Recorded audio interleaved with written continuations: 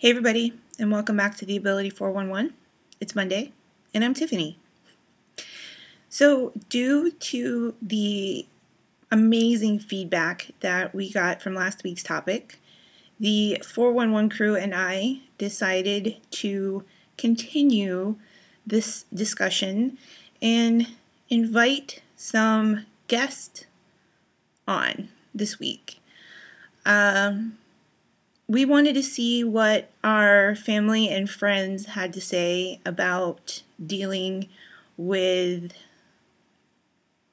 being a part of our lives.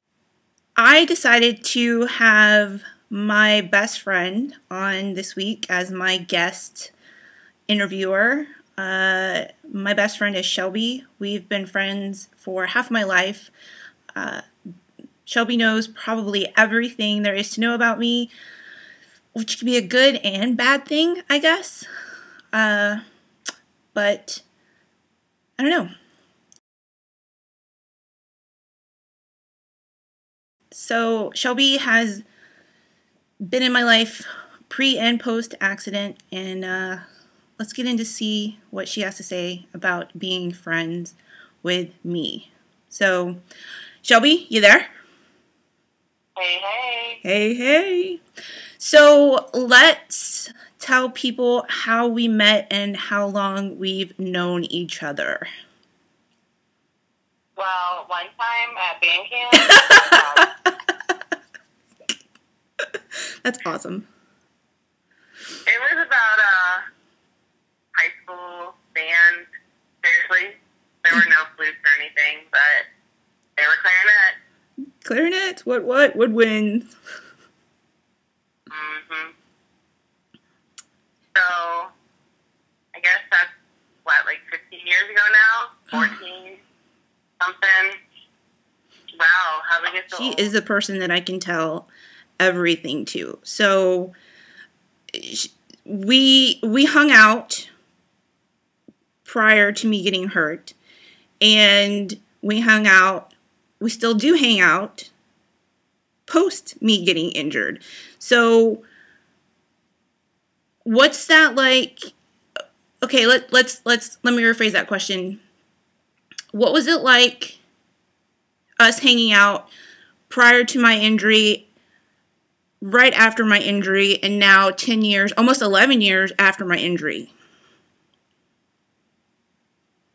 Well, I would say that, like, during high school, we were always running around, literally running around, acting crazy and going any and everywhere that we could tell our parents that we weren't going to. And then, your accident happened and it took a little time to rehabilitate you. You were in the hospital, and I remember going to see you daily, and then getting you home and going to see you there, and then we were literally like right back to running around. It didn't slow you down. We were still movies, school, bowling, anything and everything that we did before. We were doing it, just now you had a wheelchair and you were using it like badass woman, going up the concrete sidewalk at the bell tower while I'd be out of breath, but that's okay. So, not much change, you're mentally and in your mind, you were the same person, and, I really can't even say that there was like a moment of lag time from Tiffany, let's get up and go somewhere, and you're there. So it's just as much fun now as we were back then, even though we're older and have gray hair. But I'm good with that. And how, as a friend, how as a best friend, because you're my best friend, you're definitely the BFF. How was it for you? The bestest, the sister.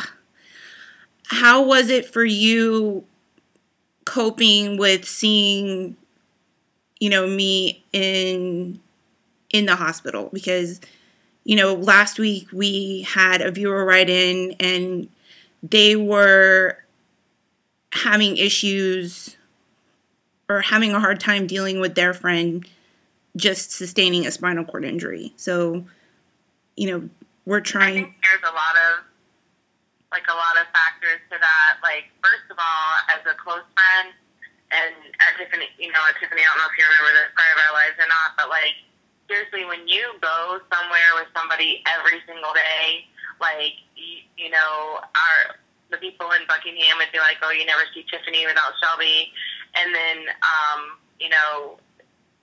your injury happened, like, while I was not with you. And that was a big, like, for me, it was kind of like that feeling like, wow, my BFF got hurt and I didn't.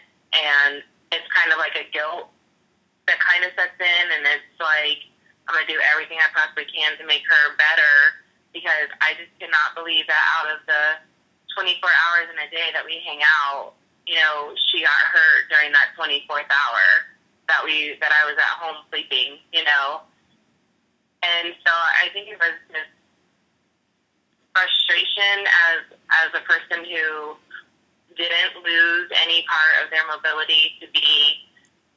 It was sad and it was scary, and you wanted to know what the other person felt like, but you didn't want to make them feel like they needed to tell you. And there was just this big, huge, like, desire to do anything and everything that you needed done for you or wanted done for you, whether it be paint your toenails, paint your fingernails, brush your hair, rent a movie, bring you crossword puzzles, bring you People magazine, whatever it was. Like, I just wanted to make myself that person that you call and be like, hey, the new Stain CD came out. Can you pick it up for me? And that I would be there and go and get that for you.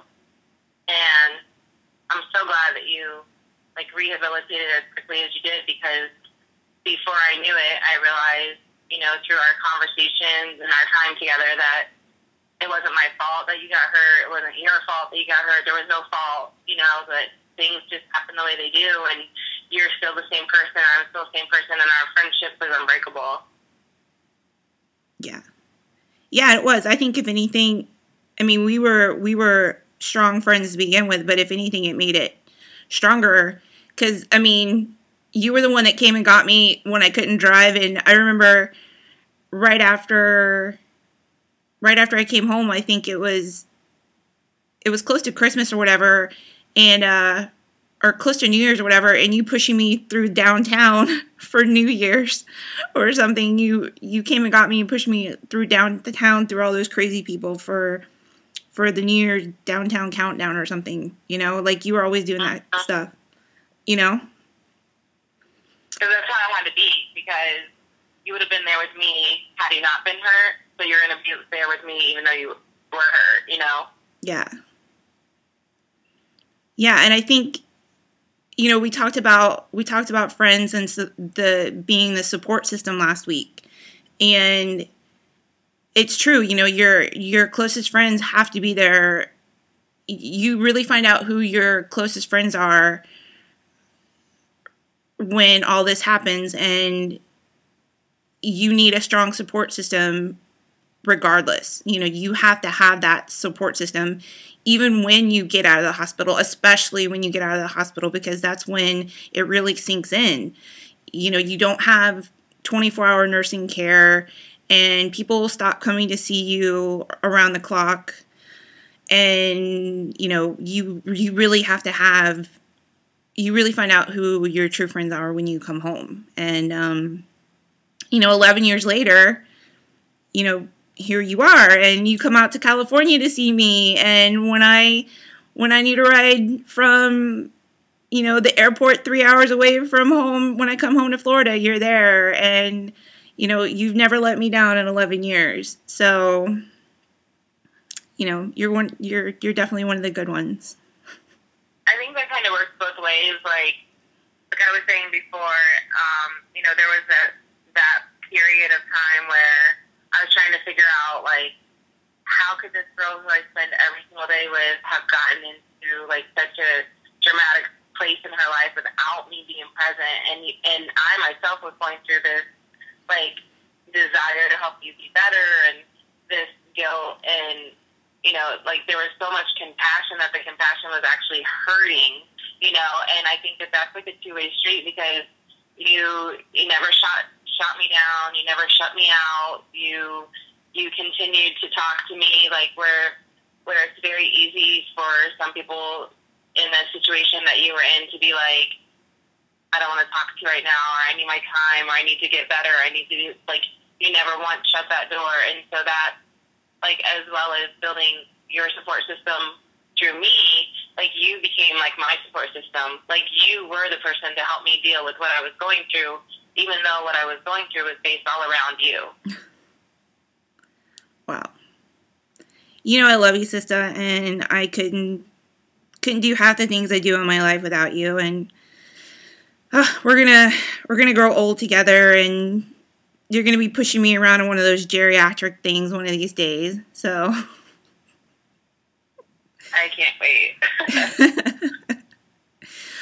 Well, thank you, my friend. And is there any crazy stories that you would like to share with the World Wide Web about us? Because, I mean, there is, but it would probably be censored if I thought of any of them. There's a lot. There's plenty. There is the, you know, the cute memories that I have of, like, my little girl pushing you through the grocery store. You know, like, that's cute. Like, that's where I can honestly look at my life and how most parents want to raise their children not to discriminate against black or white or Asian. Like, my daughter is first-handedly living this life where she is accustomed to, you know, a perfectly normal, sane, beautiful female being in her life, and she's in a wheelchair. So, for me, like, from raising, like, my growing up and not having anybody in a wheelchair, and then my best friend ending up in a wheelchair, it was kind of hard to swallow. And I just think how great it is that my daughter is growing up with this in her life. And then there's the stories about how you use your wheelchair to hurt me by, like, riding over my toe at the airport, or like leaving me, you know, to go look for a GPS that wasn't in the back bag in your car in the hood in Miami. Like, there's a lot of things that are funny, and we could probably cry all night about, like, making me get a tattoo and then making me get my tattoo fixed up again and hurting me, and I hate needles. Like, it just goes on and on. But, like, when it comes down to it, like, I'm a klutz and you're a klutz, and we're the same people that we were, you know, 15, 16 years ago. Give him a shirt at all. I'm crying. You got me crying on the freaking... Oh, you got me crying on the freaking internet. That was great. Oh, that's awesome. I will remember to take my GPS out of my bag the next time we were lost in the middle of the freaking hood in Miami. I couldn't do my shoulder for like 3 weeks after that. That's awesome. Actually, I will remember to get the car fixed the next time. Something, man. Come on. It's been a while.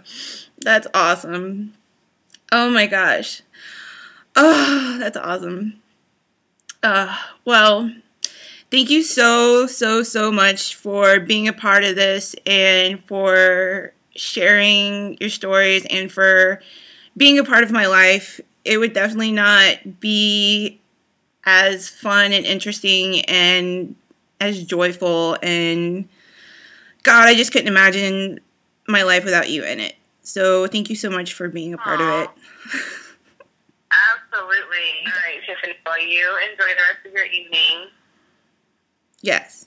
Thanks, you too. I'm going to take advantage of our 3-hour time difference and go to bed.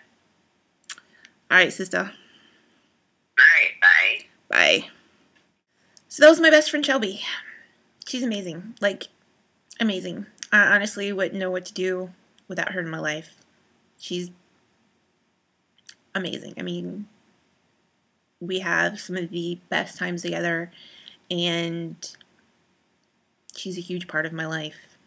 And without her in it, I would feel totally incomplete. So, thanks, girl, for being a part of this. I love you. Okay, guys. I'll see you next Monday.